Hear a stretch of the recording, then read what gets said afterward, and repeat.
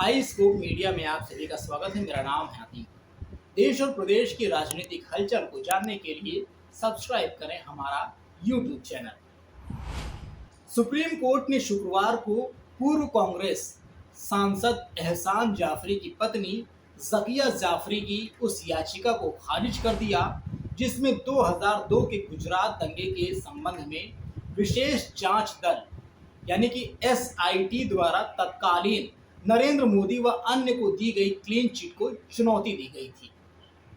Justice AM Khanwilkar, justice Dinesh Maheshwari और justice सीटी रविकुमार की पीठ ने अपने आदेश में कहा है, हम एसआईटी रिपोर्ट को स्वीकार करने और विरोध याचिका को खारिज करने के मजिस्ट्रेट के फैसले को बरकरार रखते हैं। इस अपील में मेरिट के अभाव हैं, इसलिए याचिका खारिज की जाती है। सुप्रीम कोर्ट ने कहा कि जकिया और संजीव भट्ट सहित गुजरात के कुछ असंतुष्ट अधिकारियों को 2002 के गुजरात दंगों के बारे में झूठे दावे करने के लिए कटघरे में खड़ा करने की जरूरत है। सुप्रीम कोर्ट ने 8 दिसंबर 2021 को 14 दिनों की मैराथन सुनवाई के बाद अपना फैसला सुरक्षित रख लिया था।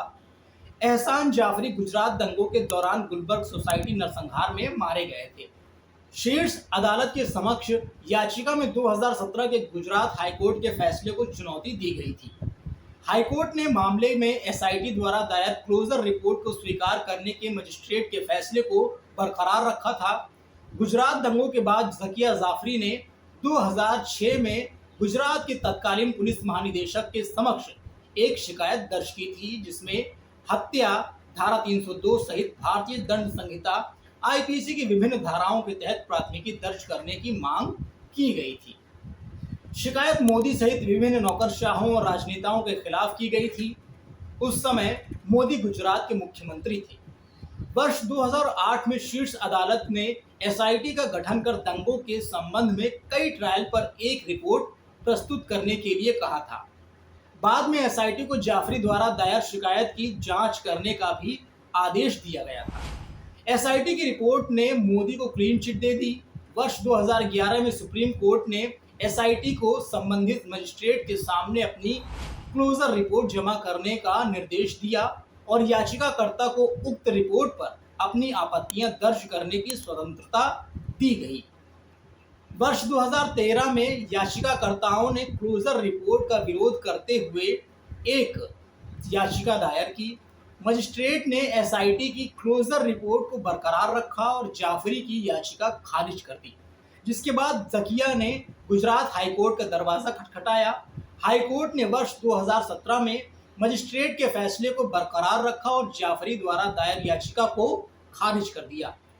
जाफरी ने एक्टिविस्ट तीस्ता सीतलवाड़ के साथ एसआईटी की क्लीन चिट को स्वीकार करने के इस फैसले को सुप्रीम कोर्ट में चुनौती दी थी। सुप्रीम कोर्ट में सुनवाई के दौरान याचिकाकर्ता की ओर से वरिष्ठ वकील कपिल सिब्बल ने दावा किया कि एसआईटी ने उपलब्ध सभी सामग्रियों की जांच नहीं की और इसकी जांच में पक्षपात किया गया। उन्होंने तर्क दिया था कि राज्य ने नफरत फैलाने में सहायता की थी।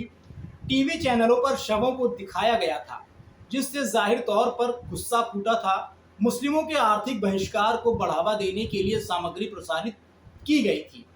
साबरमती एक्सप्रेस की विकृत तस्वीरें प्रसारित की गईं।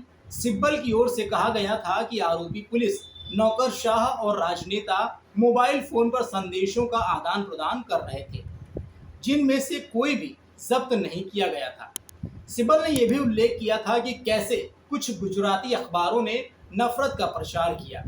वहीं एसआईटी की ओर से पेश वरिष्ठ वकील मुकुल रोहतगी ने याचिकाकर्ता की दलीलों को बेबुनियाद बताया था। उन्होंने कहा कि एसआईटी ने गहनता से छानबीन की थी। तो दोस्तों, आज की इस वीडियो में फिलहाल बस इतना ही। अगली वीडियो में आपसे फिर होगी मुलाकात, लेकिन तब तक आप देखते रहिए आई स्कोप मीडिया। अगर आपने अभी तक हमारा यूट्यूब चैनल सब्सक्राइब नहीं किया है तो अभी सब्सक्राइब करें, और अगर आप ये वीडियो फेसबुक पर देख रहे हैं तो हमारा फेसबुक पेज ज़रूर लाइक करें। धन्यवाद।